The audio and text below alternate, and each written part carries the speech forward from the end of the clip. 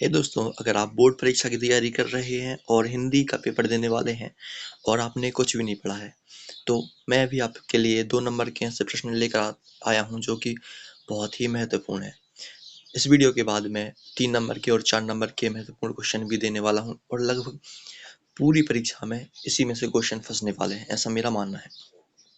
यहाँ पर सिर्फ हम 2 प्रश्न के उत्तर और प्रश्न देखेंगे। तो पहला प्रश्न देख लेते हैं। ऊधो तुम हो अति बड़भागी कविता का भावार्थ लिखिए। इस कविता में सूरदास जी ने गोपियों की कृष्ण विरह वेदना को व्यक्त किया है। गोपियाँ उद्धव से कहती हैं कि तुम बड़े भाग्यशाली हो जो कृष्ण के पास रहते हो, लेकिन हम कृष्ण के बिना दुखी हैं।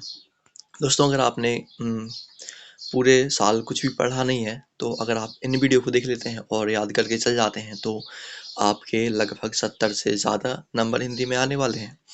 और इसके बाद दूसरा प्रश्न क्या है? दूसरा प्रश्न है राम लक्ष्मण परशुराम संवाद कविता में राम और परशुराम के संवाद का मुख्य उद्देश्य क्या है? राम लक्ष्मण परशुराम संवाद कविता में राम और परशुराम के संवाद का मुख्य उद्देश्य क्या है? तो इस संवाद का मुख्य उद्देश्य मर्यादा और विनम्रता को दर्शाना है। राम अपनी शांत प्रवृत्ति से परशुराम के क्रोध को शांत करते हैं, जिससे अहंकार और धैर्य का अंतर स्पष्ट होता है। इसके बाद है आत्मकथा कविता का मुख्य भाव क्या है? तो इस कविता में कवि ने अपने संघर्ष, समाज के प्रति अपने विचार और जीवन के अनुभवों को प्रस्तुत किया है। ये भी बहुत आईएमपी है। और इसके बाद चौथा है चौथा क्या है? उत्साह कविता में कवि किस तरह उत्साह का वर्णन करता है? तो इस कविता में कवि उत्साह को सफलता की कुंजी बताते हैं और यह समझते हैं कि उत्साह के बिना कोई भी कार्य पूरा नहीं किया जा सकता। और फिर इसके बाद है अट नहीं रही है कविता में कवि ने किस भावना को व्यक्त किया है? तो इस कविता में कवि ने मातृभूमि के प्रति अपने प्रेम और समर्पण की भावना को व्यक्त किया है। और फिर छठवा है यह दंतुर मुस्कान कविता में दंतुरित मुस्कान का क्या अर्थ है? इसका क्या अर्थ है? तो दंतुरित मुस्कान का अर्थ है नवजात शिशु की कोमल और मासूम मुस्कान से है। दंतुर मुस्कान का अर्थ क्या है? नवजात शिशु की कोमल और मासूम मुस्कान से है। उसके बाद सातवां क्या है? फसल कविता का मुख्य संदेश क्या है? फसल कविता का मुख्य उद्देश्य क्या है? इस कविता में मेहनत और धैर्य का महत्व बताया गया है। कवि यह समझाते हैं कि परिश्रम का फल मीठा होता है। और रीति काल की प्रमुख विशेषताएं। ये दोस्तों, ये प्रश्न जो 8वां प्रश्न है, यह कई बार परीक्षा में पूछा जा चुका है और इस साल भी बहुत ही आईएमपी है। इसे आप जरूर रट के जाइए, क्योंकि शायद पता नहीं परीक्षा में आ जाए, और मेरे हिसाब से तो आना ही चाहिए क्योंकि कई बार आया है। रीतिकाल की प्रमुख विशेषताएं क्या है? श्रृंगार रस की प्रधानता होती है रीतिकाल में, नायिका भेद का वर्णन होता है और अलंकारों का अधिक प्रयोग किया जाता है यहाँ पर। और क्या? दरबारी संस्कृति से जुड़ा साहित्य है। ये इसकी क्या विशेषताएं, काय की विशेषता है? रीतिकाल की प्रमुख विशेषताएं हैं। और फिर आधुनिक काल की काव्य प्रवृत्तियां कौन कौन सी हैं? तो आधुनिक काल की प्रवृत्तियां कौन कौन सी हैं? समाज सुधार पर बल देना और देशभक्ति की भावना, यथार्थवाद और मानवतावाद, व्यक्तिगत भावनाओं का चित्रण होता है। और फिर 10वां है अलंकारों में मानवीकरण और अतिशयोक्ति अलंकार का उदाहरण सहित वर्णन कीजिए। तो मानवीकरण निर्जीव वस्तुओं को जीवित प्राणी जैसा वर्णित करना है। उदाहरण है चंद्रमा मुस्कुरा रहा है। यहाँ पर अतिशयोक्ति, किसी बात को बढ़ा चढ़ाकर कहा गया है। चंद्रमा मुस्कुराता थोड़ी है, तो यहाँ पर बात को क्या बढ़ा चढ़ाकर बोला गया है। तो यहाँ क्या होगा? अतिशयोक्ति अलंकार। और यहाँ पर क्या था? सॉरी मानवीकरण, यानी किसी चीज का मानवीकरण कर देना या उसे मानव मान लेना। तो यहाँ पर क्या है? मानवीकरण अलंकार है। और अतिशयोक्ति अलंकार कहाँ पर है? वो नीचे है। किसी बात को बड़ा चढ़ा कर कहना अतिशयोक्ति कहलाता है। उदाहरण क्या है? बस इतना तेज दौड़ा कि हवा से भी पीछे रह गया, यानी हवा भी पीछे रह गई, यानी वह इतना तेज दौड़ा हवा से भी तेज। इसे बात को बड़ा चढ़ाकर बोला गया है यहाँ पर, तो यहाँ पर अतिशयोक्ति अलंकार होगा। रस के अंग एवं प्रकार कौन कौन से हैं? उदाहरण से समझाइए। रस के अंग कौन कौन से हैं? रस के अंग हैं स्थायी भाव, विभाव, अनुभाव, संचारी भाव। और रस के प्रकार कौन से हैं? श्रृंगार रस, हास्य रस, करुण रस, रौद्र रस, वीर रस, भयानक रस, विभत्स, अद्भुत और शांत रस। उदाहरण क्या है? शिवाजी के युद्ध प्रसंग में वीर रस का वर्णन मिलता है। और फिर छंद के दो भेद, दोहा और चौपाई की परिभाषा एवं उदाहरण लिखिए। तो दोहा किसे कहते हैं? 24 मात्राओं का छंद, वह दोहा होता है। कितनी मात्राओं का छंद? 24 मात्राओं का छंद। उदाहरण क्या है? करत करत अभ्यास के जड़मति होत सुजान। और चौपाई है, 14 मात्राएं होती हैं चौपाई में। उदाहरण क्या है? मनुष्य का जन्म दुर्लभ है, मिले न बारंबार। यहाँ पर एक एक लाइन है, लेकिन इसमें दोहा में 2 लाइन होती हैं।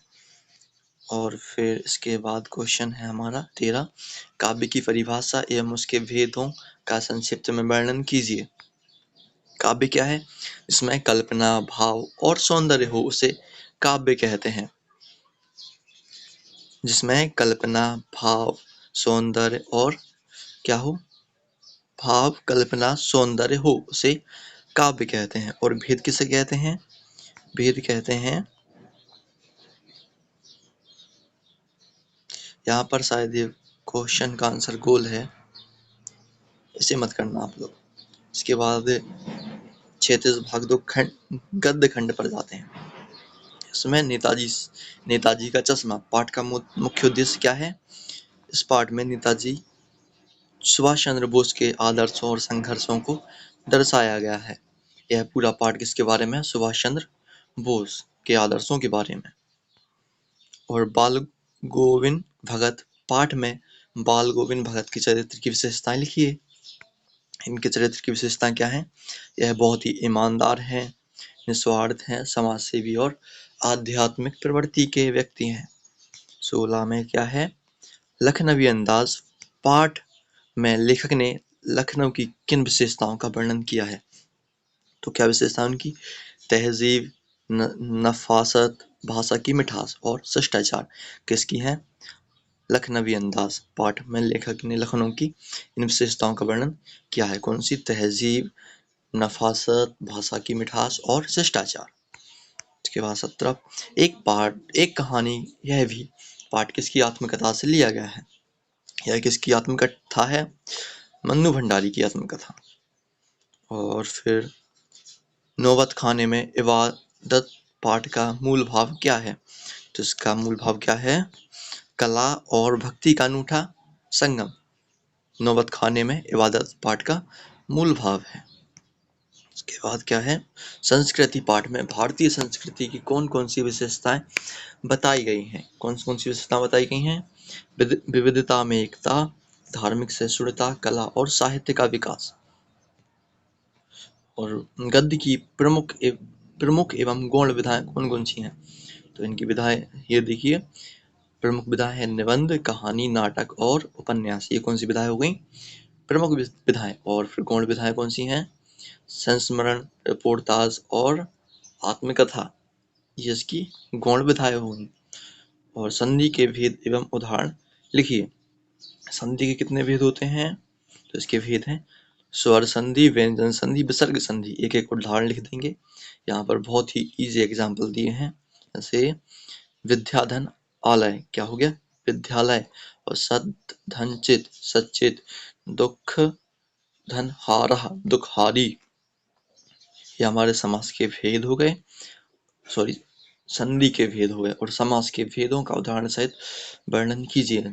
समास कितने होते हैं? 3, तत्पुरुष समास, द्वंद्व समास और बहुव्रीहि समास। यहाँ पर राजपुत्र, राजा का पुत्र, द्वंद्व समास है, दोनों का योग हो रहा है, राम और लक्ष्मण। और फिर बहुव्रीहि समास, जिसके पास चक्र हो यानी चक्रधारी है, कौन सा समास है? बहुव्रीहि समास। और के कितने प्रकार होते हैं, उदाहरण से समझाइए। यानी वाक्य, कर्ता वाक्य, यहाँ पर क्या है, कर्ता वाक्य, कर्म वाक्य और भाव वाक्य। राम पुस्तक पढ़ता है, यह कौन सा, कर्ता हो गया। और कर्म, पुस्तक पढ़ी जाती है, ये क्या हो रहा है, कर्म, यानी कर्म वाक्य। और भाव वाक्य क्या होगा, पढ़ना अच्छा है, ये कौन सा, भाव व्यक्त हो रहा है, यानी भाव वाक्य है ये। और फिर क्या है, क्रिया के भेद एवं उनके उदाहरण लिखिए। क्रिया के भेद और उनके उदाहरण लिखना है। क्रिया, सकर्मक क्रिया और अकर्मक क्रिया।